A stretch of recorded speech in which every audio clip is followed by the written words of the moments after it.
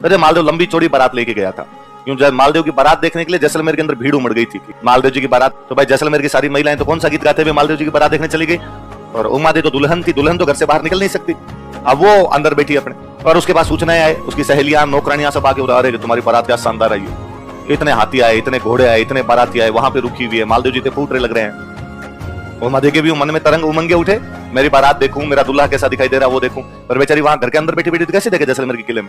आज वाला टाइम होता तो क्या पता उमा दे मालदेव के पास मैसेज भी कर देती है ना, please send some pics of your डेरा।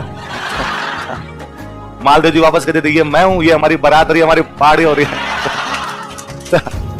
पर ऐसा नहीं कर सकती थी वो, तो उसके लगा क्या किया जाए। तो जैसलमेर के किले के ऊपर चढ़ते हैं, कि भाई किला तो ऊंचे, सबसे ऊंचा किला होता है, किले से नीचे सब कुछ दिखाई देगा, तो किले के ऊपर चढ़ते हैं, किले के ऊपर चढ़ के देखते हैं नीचे क्या। जब वो किले के ऊपर चढ़ रही थी तो सीढ़ियों के पास में कमरा था, और उस कमरे में जोर जोर से लड़ने की आवाज आ रही थी। उसने कान लगाई, बारात ब्याह वाले घर में लड़ाई की बात है, कान लगाए तो उसके मम्मी पापा आपस में लड़ रहे थे। और लूणकरण जी अपनी रानी को कह रहे थे कि आज मालदेव जैसे ही फेरों के अंदर आएगा मैं मालदेव को मार दूंगा। और वो रानी गरीब, मार कैसे दोगे, ये अपना जमाई है, और लूणकरण जी इनका काय का जमाई है, थोड़े दिन पहले अपने पे आक्रमण किया था, और ये तो डर के मारे इसको बेटी देनी पड़ रही है, वरना इसका तो मैं मुंह नहीं देखूं। अभी वैसे तो मरेगा नहीं, युद्ध में तो इसको मार नहीं सकते, आज मौका है, आज ये फेरों में आएगा, और फेरों में आएगा तो अकेला होगा, मैं इसको मारूंगा। तो बेटी का भविष्य क्या होगा बाद में, सती कर देंगे, इसको मारेंगे पर आज। और उसने कहा मत करो ऐसे, नहीं ये कोई तरीका थोड़ी होता है। लूणकरण जी का पहले तेरे को मारूंगा मैं आज, यदि ये बात खुल गई ना कहीं पे तो देख लेना। उस बेचारी क्या बोलती है अपने पति के सामने, उसने कहा डाकी तेरे जो जी में है वो कर। और उमादे ने जब ये बात सुनी तो उमादे का यूं मन में झाल झाल उठी। अब उसके सामने स्थितियां दो प्रकार की, एक तरफ उसके पिता है जो मालदेव को मारना चाहते हैं, दूसरी तरफ जो मालदेव है वो उसका होने वाला पति है।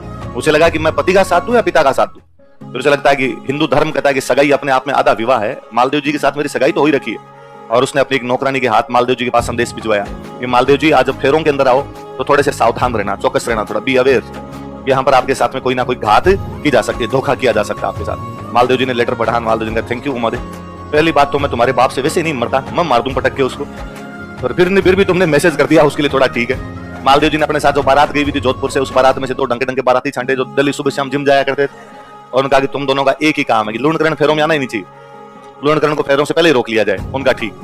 तो मालदेव जी अकेले जाके फेरों के अंदर बैठे, मालदेव जी फेरों में बैठे तो लूणकरण जी पीछे पीछे भागे जाने लगे, फेरों में गया, फेरों में जाके मार दूंगा अकेला वहां पे। तो 2 बॉडी बिल्डर भाई बाहर ही बैठे, उनका लूणकरण जी किधर, कहां जा रहे हो, यहाँ आके बैठो। लूणकरण जी को लगा अरे भी जाने तो नहीं, बैठो यहाँ बैठो चुपचाप। तो लूणकरण जी की और तो कुछ दिमाग में आया नहीं, उन्होंने कहा कि अरे मेरे को अंदर काम है, मुझे कन्यादान करना है। बकवास नहीं, कन्यादान कोई कर देता है। लूणकरण जी की बात समझ में आ गई कि इनको समझ बात तो पता चल चुकी है, अब मेरे को अंदर तो जाने। तो मालदेव जी भाई अंदर फेरों के अंदर जाके बैठे, लूणकरण जी को उन्होंने बाहर बिठा लिया, मालदेव जी के आराम से निर्विघ्न फेरे संपन्न हुए। फेरों में अब कोई उनको मारने वाला कौन था, लूणकरण तो खुद ही बाहर बैठा।